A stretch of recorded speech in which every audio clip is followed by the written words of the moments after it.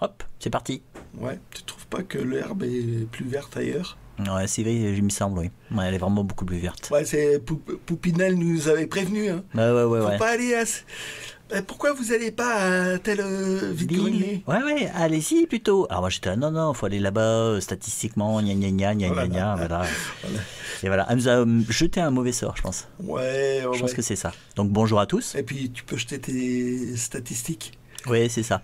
Donc bienvenue dans les vides-greniers de la Louse, parce qu'on en a fait 3 quand même.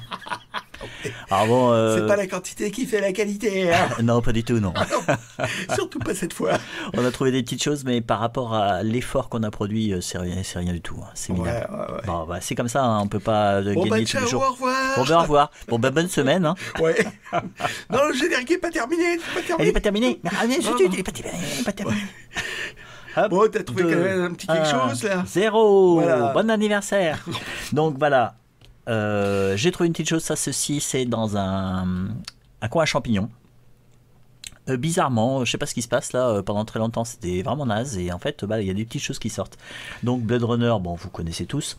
Là, c'est la Final Cut. Et donc c'est l'édition collector de DVD. Alors je l'ai pris parce que déjà il y avait c'est Blade Runner, hein, c'est un film que j'adore, qui est vraiment exceptionnel. Alors la Final Cut, je sais plus si je l'ai vu au cinéma. Je sais que j'avais été au cinéma revoir la Director's Cut.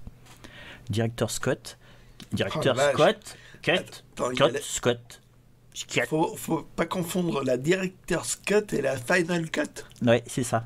C'est différent. J'ai peut-être vu la Director's Cut, mais je suis pas sûr d'avoir vu la Final Cut. En fait, bon, la première... apparemment, il y en a 8 des versions. 8 versions différentes. Alors certaines, on les a jamais vues parce que c'était simplement des versions qui sont faites juste devant un public. Et puis en fait, ils se disent, bon, ok, restreint. Ils se demandent, ok, faut corriger ça. Il y a la version classique qu'on a vue au cinéma, donc avec la voix off. Ouais, la voix off, ouais. Et puis la fameuse scène à la fin, là où on les voit partir vers de l'herbe verte, toute belle. Oui, d'après ce que j'ai compris, c'était des rushs qu'ils avaient piqués à Shining. Ah d'accord. En tout cas, ils ont bien fait de les piquer. Pour l'herbe verte, ils ont bien fait de la piquer. C'est très bien, ça marche bien.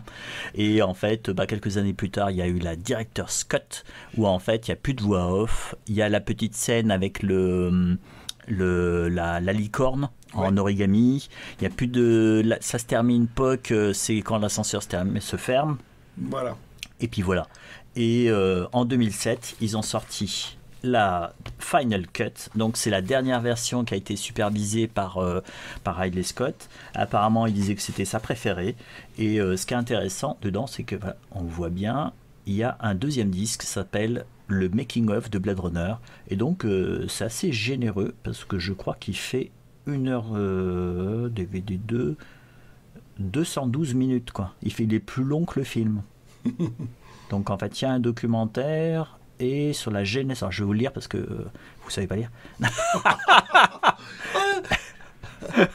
Après, remarquez sa modestie. Après, on s'étonne pourquoi on perd des gens.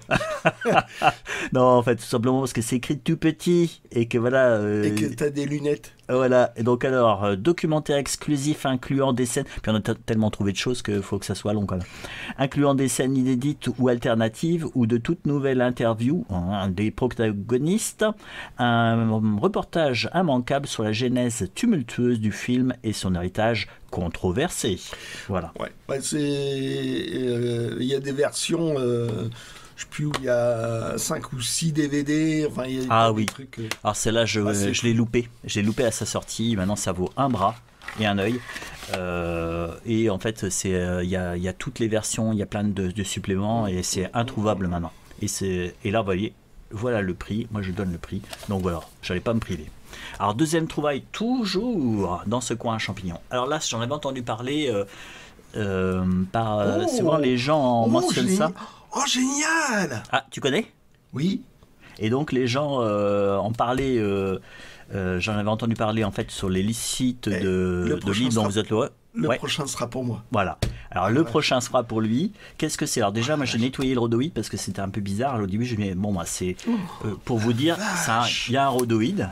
Pour trouver ça, Faut le faire. ah oui. Et en fait, c'était 3 €, j'en mentionne. Et là, Incroyable. on voit le logo, c'est toilé. C'est toilé, et en fait, en Le logo légèrement creux, on voit le logo NRF. de la NRF. Alors, qu'est-ce qu'il a de particulier? Alors, déjà, il est magnifique. Il a vraiment super bêtard. Et en fait, tout simplement, bon, ça commence comme un livre normal, hein, on tourne les pages. C'est Ouais, quoi. déjà le titre. Voilà. 100 000 milliards de poèmes. Raymond Voilà. Queneau. 100 000 milliards de poèmes, comment est-ce possible? Comment est-ce possible? Alors là, bon, se marquer, c'est pas grave. Hein. Février 83. Donc en fait, celle-ci, alors la première version est sortie en 1961. Celle-ci, c'est la version de 82 avec la maquette de Massin.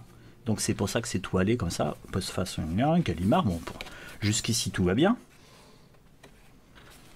Et c'est là qu'on va voir. Alors ça c'est épais. Et voilà. Je vous explique le principe.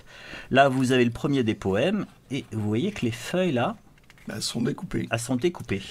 Oui, Et ce sauf qui que fait là, que- sur l'image, ce que tu montres, ça se voit pas. Pas tout. Si, il y a une partie qu'on se voit là. Oui, mais Le roi de la Pampa.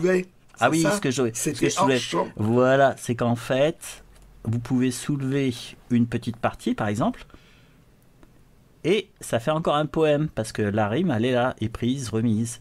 Et en fait, vous avez, par le phénomène de la combinatoire, vous avez en fait des milliers de poèmes. Il suffit de soulever ici, par exemple, hop là, et puis on a un poème différent, parce qu'on a changé juste une ligne. Voilà.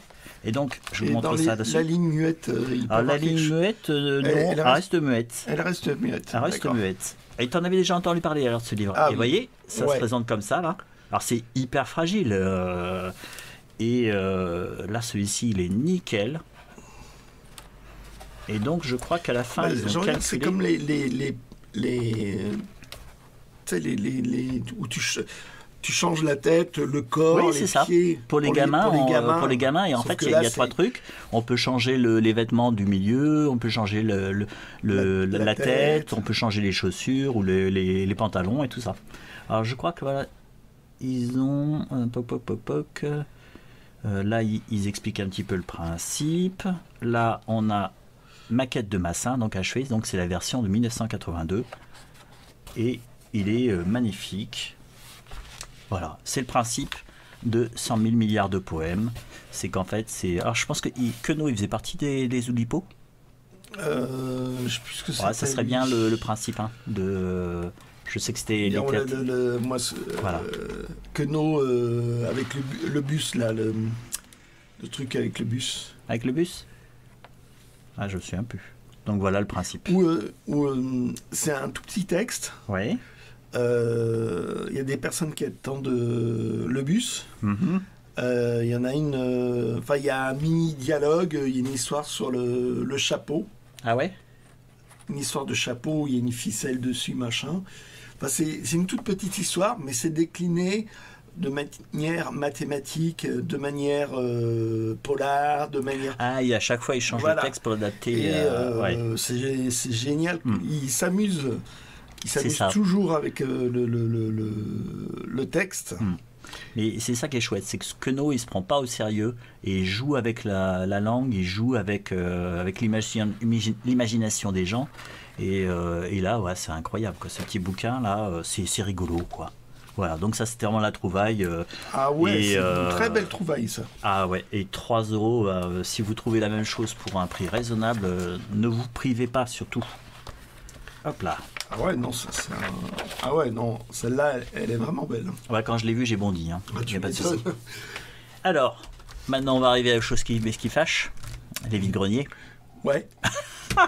En plus, c'est moi qui ai décidé d'aller vers le nord. J'avais plein de raisons, plein d'arguments, c'était imparable, sauf que voilà. Alors le premier, voilà ma trouvaille du premier. Voilà, Ouais. c'est ça. Celui qui normalement, j'étais là, mais non, à chaque fois j'ai trouvé des trucs bien. À chaque fois j'y Pas étais. cette fois. Pas cette fois. Donc là, c'est juste la musique de Johnny Mnemonic. Alors, en plus, je l'ai prise alors que, bon, vous voyez, c'est une compilation. Il y a juste un petit morceau de Brad Fiedel qui a fait le générique de début ou de fin. on Est-ce sait pas. qu'il y a eu une version BO pure? Je me souviens plus. Je me souviens plus. Parce que bon, à l'époque... Parce que, oui, ils en sortaient 2. Ouais. Ils sortaient toujours en 95, deux CD. Oui. Soit tu avais une version compile de morceaux, soit c'était la version instrumentale. Soit la BO pure.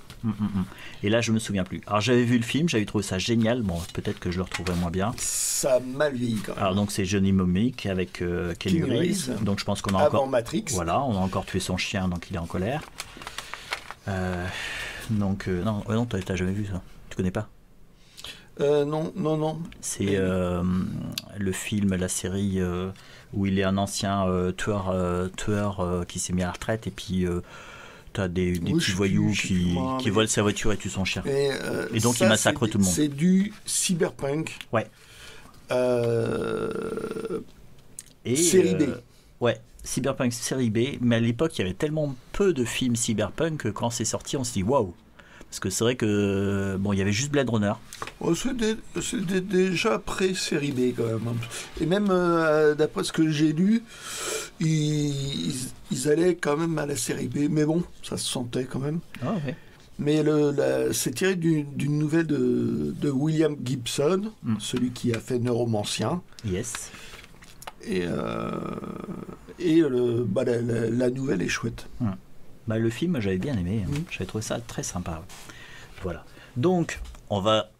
Premier vide-grenier, on va sur le deuxième. Alors, sur le deuxième, j'ai rien trouvé. Mais c'était moins merdique qu'il y a 2 ans. Il y a 2 ans, c'était très merdique. Là, cette année, c'était juste merdique. C'est bien, ça. Une il y a de petite progression. année, alors. Voilà. Donc, troisième vide-grenier. Donc j'arrive dans un carton, bon je sais pas ce qu'il foutait là, j'ai trouvé ceci, genre un accident. Un accident. Le carrousel des maléfices. Donc en fait, bon j'étais super content, bon j'ai vu ça mais c'est pas grave, ça, de l'encre de Chine et puis vous faites disparaître tout ça, surtout que là c'est pas imprimé.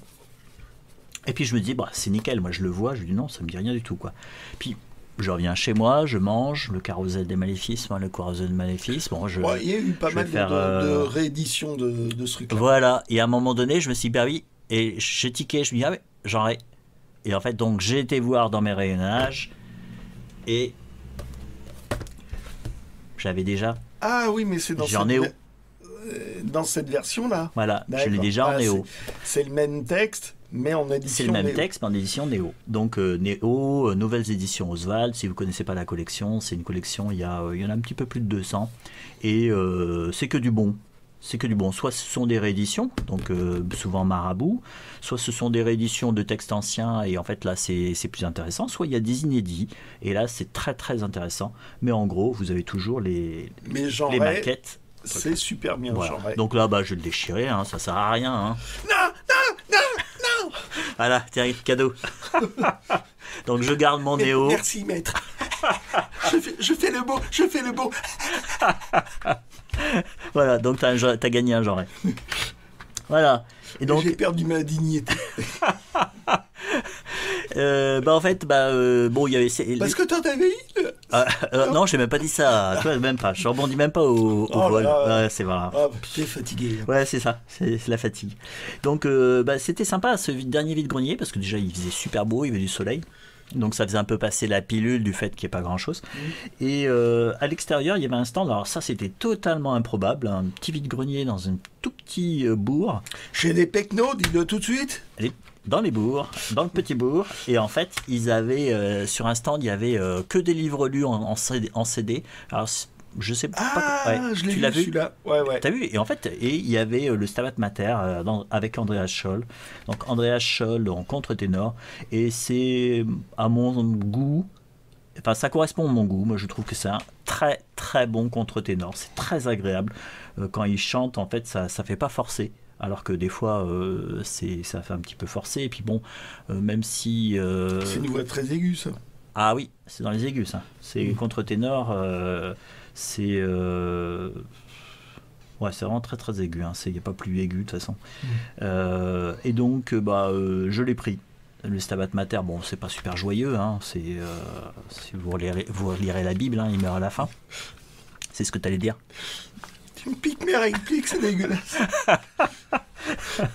Et donc c'est quand même une belle œuvre. Et avec Andrea Scholl, bah, c'est magnifique. Donc, alors, j'espère ne pas l'avoir parce que maintenant j'arrive à un point où je rachète parce que j'ai oublié que je l'avais. Parce que ils sont pas tous, certains sont restés en carton. Ça m'arrive jamais. Ouais, pareil. Et donc, voilà. Donc, surtout qu'en plus, il a été réédité celui-ci en musique d'abord, avec une pochette blanche, donc un petit peu, ça peut perturber. Pourquoi d'abord D'abord quoi Musique d'abord. C'est le nom de la collection. D'accord. En fait, c'est une collection économique chez Harmonia Mundi. Ah, d'accord. Mais je pense que c'est toujours au catalogue, hein, mais je suis content de l'avoir trouvé pour 1 euro. Voilà, et en fait, c'est tout. Donc, j'ai réussi à tenir, comme en rencontrant plein de conneries, j'ai réussi à tenir un quart d'heure. Donc, peut-être que la vidéo va faire 30 minutes. Voilà. Allez, à toi. Ouais.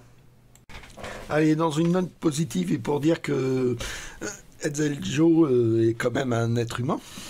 Ah bon? Oui, fais le beau. Il m'a fait un petit cadeau. Donc, je sais pas, t'as trouvé ça dans une boîte à livres? Boîte à livres. Boîte Voilà. à livres. Donc, tout simplement. un Ailleurs et demain, Dan Simmons. C'est la fin de Hyperion Endymion, je crois, un truc comme ça. Je suis très loin d'avoir tout lu. Enfin, voilà. Et c'était entre deux maquettes. C'était une période entre deux maquettes. Et donc, ils faisaient une jaquette. Donc, l'ancienne maquette, c'était celle-là à l'époque. Et ils allaient passer avec la nouvelle maquette. Donc, ils avaient fait une jaquette. Après, il n'y a eu plus de jaquette. C'était ça. Donc, c'était la période 3D. C'était fascinant à l'époque. Bon, Ouais. Maintenant, ça a bien vieilli. Avant que ce soit... comment dire, vintage. Ah oui, ouais. C'est la patine du vintage, c'est pas encore ça. D'accord. Enfin, à mes yeux, quoi. Donc voilà, très sympa avec ce petit... Voilà, et puis il y avait ça qui rappelait la toute première maquette. Voilà. Une sorte de petit... pas un cartel, mais petit carré avec tout brillant, tout brillant. Donc voilà. Alors je l'avais trouvé dans une boîte à livres et puis je l'avais tellement mis de côté que je savais plus où je l'avais mis.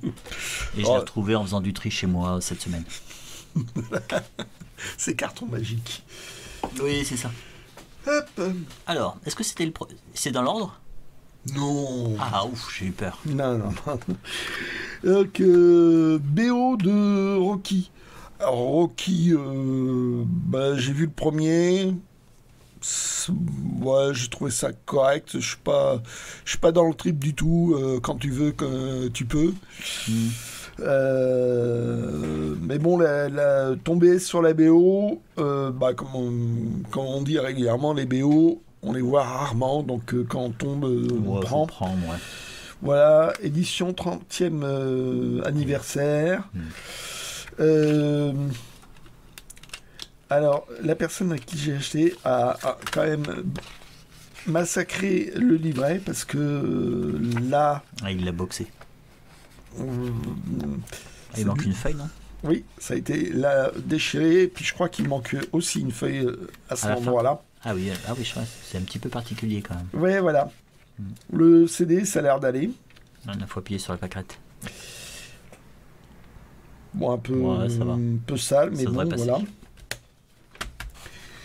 Et puis la deuxième BO, donc Harry Potter, la chambre des secrets. Donc bien sûr par John Williams. Enfin je dis bien sûr par John Williams, mais il n'y a que les premières qui sont par John Williams. Il doit y en avoir une qui doit être Desplat. Alexandre Desplat. Mais c'est vers la fin. D'accord. Elle est très bien d'ailleurs. Et donc, alors il y a l'autre, je sais pas ce que c'est peut-être un DVD ou un truc comme ça, enfin, ou un CD-ROM. Pas, mais c'est généreux parce que ça dure quand même 70 minutes. Ouais. Fais voir le dos. Ouais, c'est sympa. Puis en plus, les musiques d'Harry Potter, ça se laisse écouter. Vraiment facile. Ouais. Il y a des petites leitmotivs, c'est sympa, c'est très agréable. Ils ont fait comme une espèce de série limitée, tu vois. Ah, oui. La couverture classique. la couverture classique et tu pouvais choisir couverture. Le personnage que tu aimais. Ouais, c'est une bonne idée. Ça permettait de multiplier les ventes, peut-être. Ah bon. Voilà, et là, ça fait comme un petit poster. Ouais, sympa. Avec après, bon, l'étiquette, là, je pense qu'à l'essence F, ça va partir, ça. Ah, le truc cracra, là? Ouais. Ouais, Essence F, ça marche. Essence F. Ou au Ça pire, peut je marcher. change de boîtier. Aussi. Voilà. Merci. Alors, gadget total. Alors ça, c'est sur le premier vide-grenier, quand même. Hein. J'ai presque respecté le... Oui, taille. ouais, presque. Voilà. Presque. Donc, le meilleur d'Astérix Obélix, une espèce d'album pour l'achat de 2 albums, c'était offert, un truc comme ça. Oui.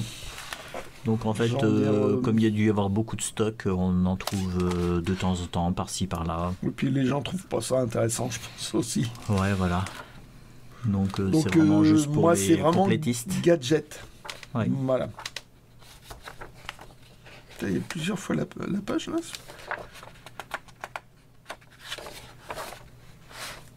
Ah non, c'est la séquence. Non. Donc voilà, des extraits d'albums, Donc, des commentaires, j'ai envie de dire dispensables. C'est vraiment pour l'objet, quoi. Oui, c'est ça. Hop.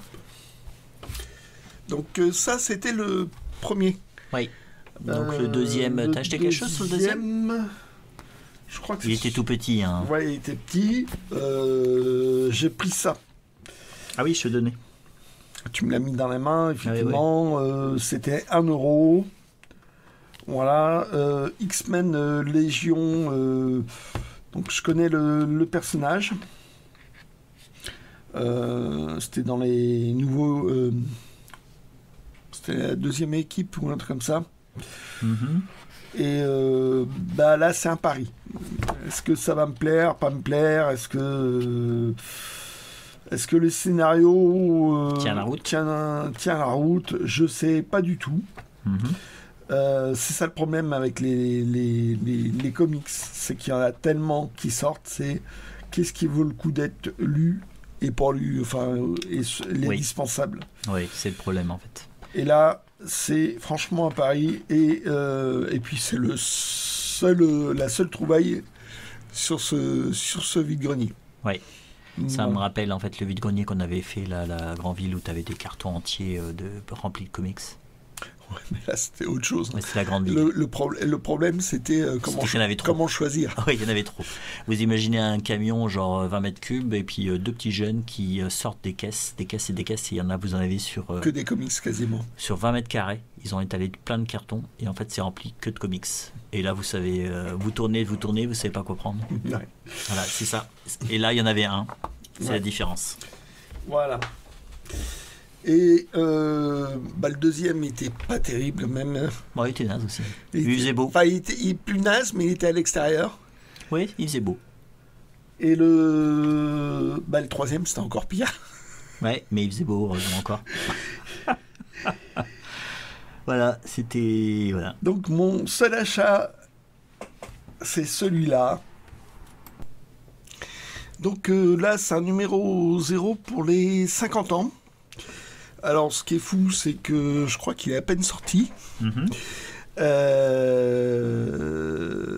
C'est un recueil d'anciens gags. Enfin, c'est une espèce de best-of à l'intérieur. C'est pas... C'est pas fort. Tu as eu le temps de le lire? Je l'ai feuilleté surtout parce que ce qui m'intéressait, en gros, je l'avais déjà. Ça, je connaissais pas. Les leçons du professeur Bourmou. C'était Bouc et Pierre Christin. Ouais, bon, donc j'étais jamais tombé dessus, et tu vois, c'est une sorte de best-of. C'est pas... c'est fugacial. Je sais pas si c'est bien intéressant en lui-même, quoi. Et Et bah, je vais regarder, tu vois la couverture là. ouais, quand je l'ai vu, j'ai reconnu. Voilà, en fait, ça fait référence À ceci. au premier, qui était comme ça. Voilà, et c'était pour les 20 ans, les 25 ans, plutôt de flux glacial. C'était ça la couverture. Hop, et c'était fourni avec un facsimilé du premier. Donc ça veut dire que le premier, c'est l'édition originale. Oh bon, c'était pas difficile à l'époque, hein. Soit tu l'avais, soit tu l'avais pas, quoi. Ouais, c'est vrai. Il y a eu beaucoup d'exemplaires quand même. Voilà. Et puis, Bon, bah, nickel. Voilà, et donc c'est mon seul achat sur le troisième. Toi, t'as rien acheté du tout. Sur le troisième? Ouais. Si, j'ai acheté le CD de Vivaldi. Bah, tu vois, je confonds les. En fait, c'était sur deuxième. Ah, sur le deuxième, j'ai rien acheté.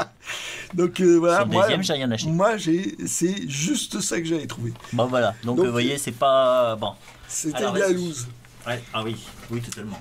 Alors, pour relever un peu le niveau, et puis, donc, ça m'a, comment dire,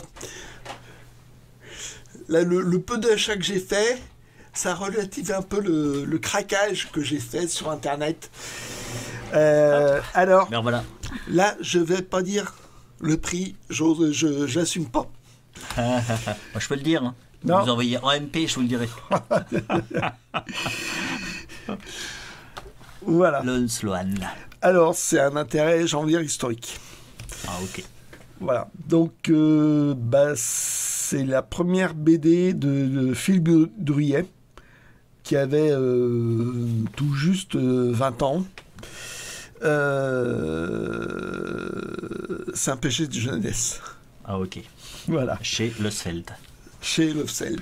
Losfeld, à chaque fois, ça me rappelle un peu le méchant dans James Bond. Oui, c'était un libraire, éditeur qui aimait bien susciter le débat. Je sais plus, j'ai entendu ça quelque part. Effectivement, qui a voulu lancer... Enfin, la BD adulte n'existait pas en 64. Du coup, il a voulu faire... De la BD adulte. Voilà, enfin, en fait, il y avait une BD qui était dans V Magazine, qui était un magazine olé olé, et c'était Barbarella. Ah, Barbarella. Jane Fonda.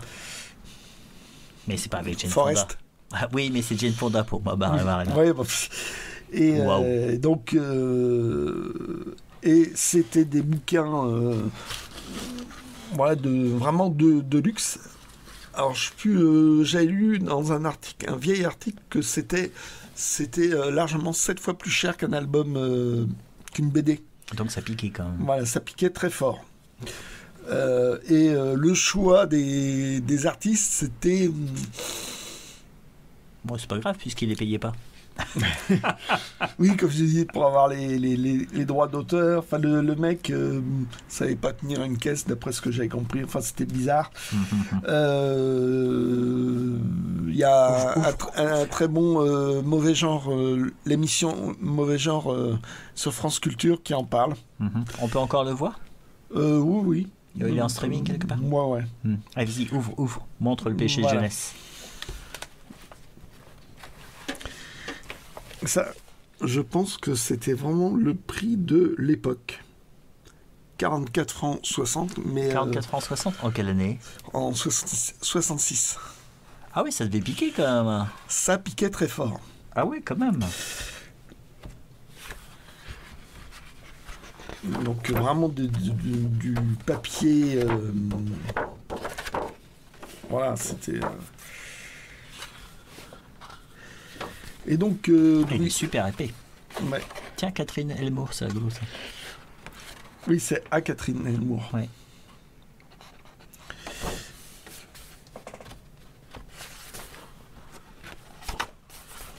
Ah, Et donc voilà ce que ça donnait.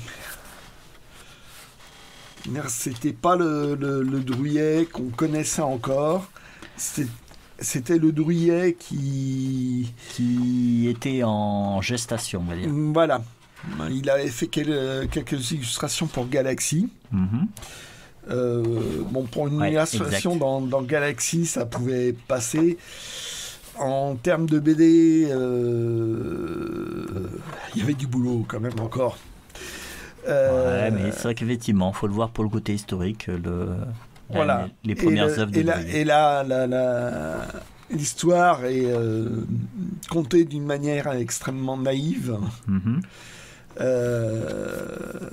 Voilà, donc ça c'est de 66, l'album. Oui. Et c'est en 72 qu'apparaîtra Les 6 voyages de Lone Sloan. Tu vois, en 6 ans de temps... il a vraiment progressé. Ça va exploser, quoi. Ah ouais. Et c'est déjà sympathique. C'est déjà son personnage de Lone Sloan. Ouais. Mais aussi l'univers, on sent quand même que ça... Ouais, bah là, quand tu vois des choses comme ça, ouais, c'est vrai voilà, que... c'est les bateaux comme ça, il en refera. Mais avec un niveau de dessin largement meilleur. Ouais. Mais là, tu vois, c'est... voilà. C'est sympa. Hein. Pour le côté historique, effectivement, je comprends que tu aies pu craquer. Hein. Et puis, je me suis décidé aussi à l'acheter parce que malheureusement, il ne rajeunit pas. Ouais, effectivement. Et là, l'occasion s'est présentée pour avoir un prix... Un prix correct.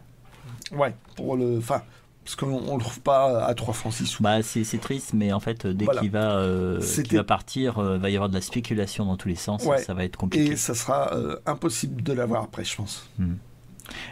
C'est pas dans Fiction aussi qu'il a fait des couvertures de Drouillet? J'ai dit Galaxy tout à l'heure.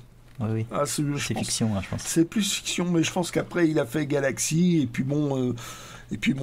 tous les Opta aussi, aussi, les CLA, les clubs du livre, anticipation. Ah oui, ça c'est sympa ça.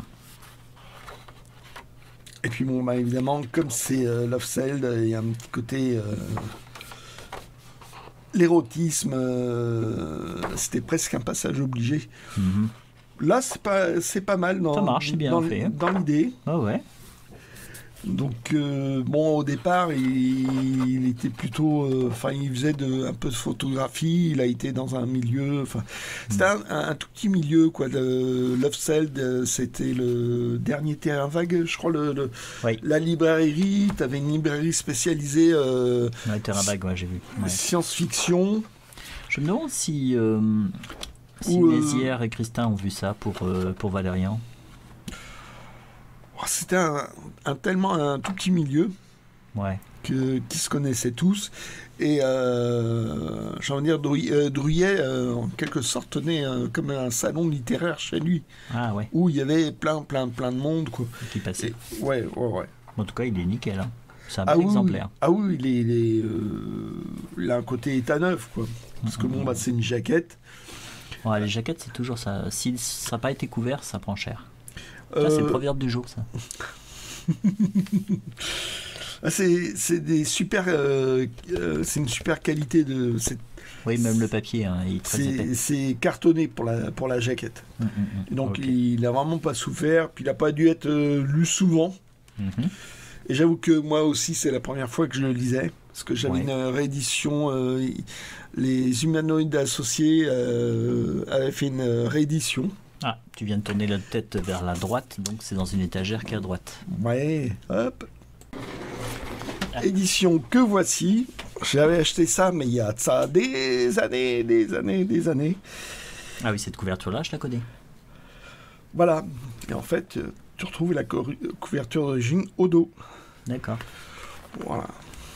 Et ils avaient reproduit les mêmes couleurs aussi? Ou ils ont changé? On va le voir. Ils ont dû mettre quelques inédits de l'époque, et encore, je crois qu'on en retrouvait un peu.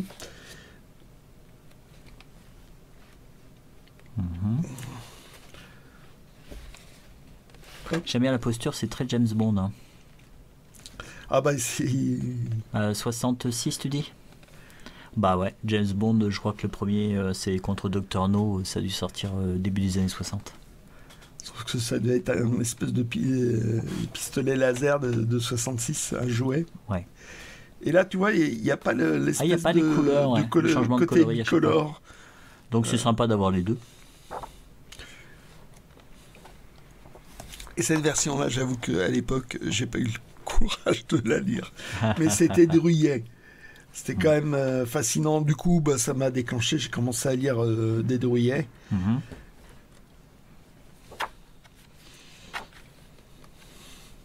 Bon, bah cool. Donc celle-là, elle est quand même plus abordable à trouver, quoi.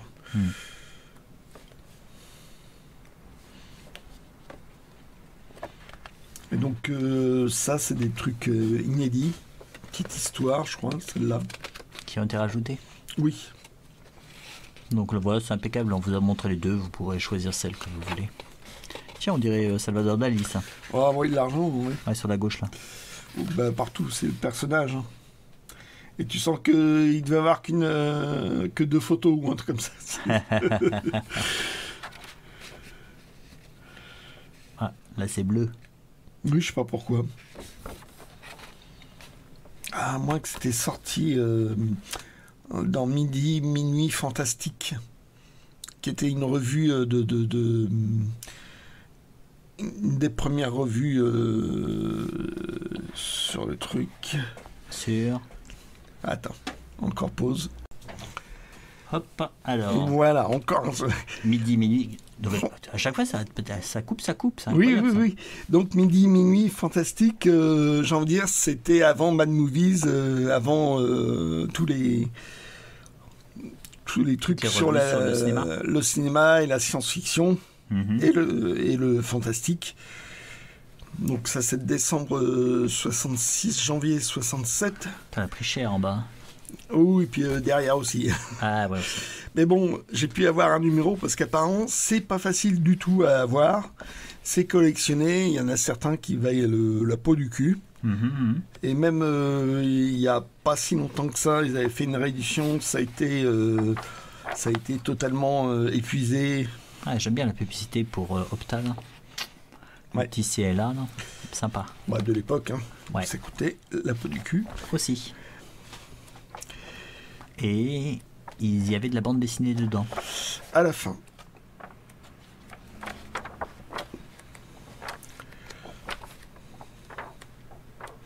Donc sur des spectacles un peu bizarres, machin, tous les trucs parisiens, quoi. Oui, en fait, c'était vraiment sur tout ce qui était le monde de l'étrange, quoi. Oui, et puis l'érotisme. Ah, aussi. Ah oui, non, l'érotisme a toujours une place, quoi.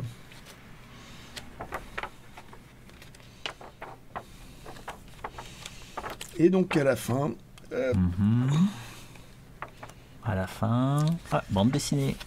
Une rubrique bande dessinée. Donc, toi, Jacques Sadoul. Qui était déjà là. Donc, vraiment les premiers articles... Un extrait, justement, de Lon Sloan. Et donc, tu vois, c'était... Monochrome. Donc, monochrome, là. Alors, je me demande si le truc... Et tu penses qu'en fait, ils auraient pu le faire en bleu, et donc ils auraient respecté la couleur? Peut-être là-dedans. Peut-être.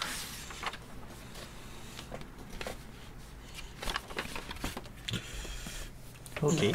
Et donc, voilà. Bon, bah, c'est cool. Ah, et là, c'est en couleur. Bah, c'est, j'en dire, les premiers essais en couleur directe. Ouais. C'est marrant, ça fait vraiment penser aux vieilles couleurs, en fait, des Flash Gordon ou des choses comme ça, quoi. Oh, bah, il a dû s'inspirer de ça, Druillet, hein, je dirais. Dans les vieilles revues. Voilà. Et pour compléter, Humano avait mis un petit récit complet de Lon Sloan. Sloan, je sais pas comment on dit. Ouais, j'ai toujours tendance à dire Lon Sloan, mais Sloan paraîtrait plus logique. Là, c'est les couleurs classiques qu'on a l'habitude de voir. Donc après, là, c'est en pleine possession de ses moyens, j'ai envie de dire. Ouais.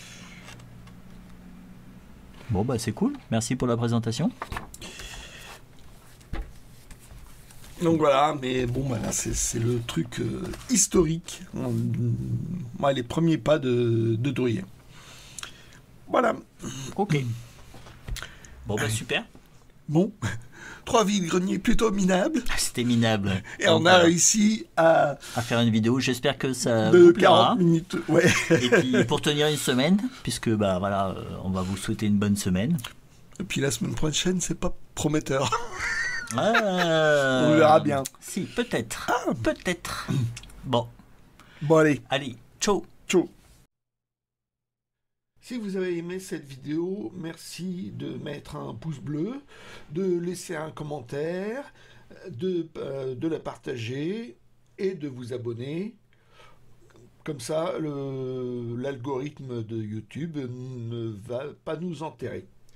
Voilà, je vous remercie.